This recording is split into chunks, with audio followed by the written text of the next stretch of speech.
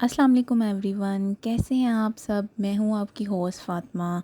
आज की वीडियो के थंबनेल से आप लोगों को आइडिया हुआ होगा कि ये वीडियो आज किससे रिलेटेड है, आज कौन सी डिश रेडी की जा रही है।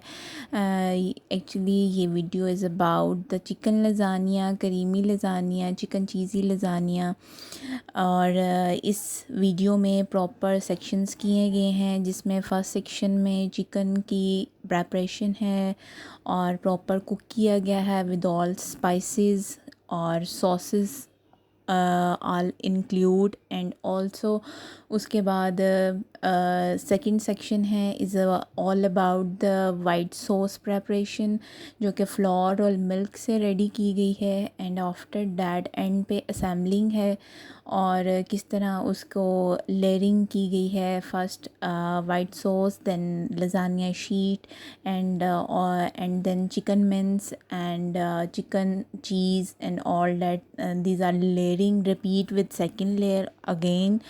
और ऊपर गार्निश किया गया है एंड पे जूलियन कट हमारा कैप्सिकम है और मशरूम्स ऑलिव्स के साथ और चीज़ के साथ एंड पे ऊपर डेकोर किया गया है और बेक किया गया है 180 डिग्री पे 40 to 30 मिनट्स।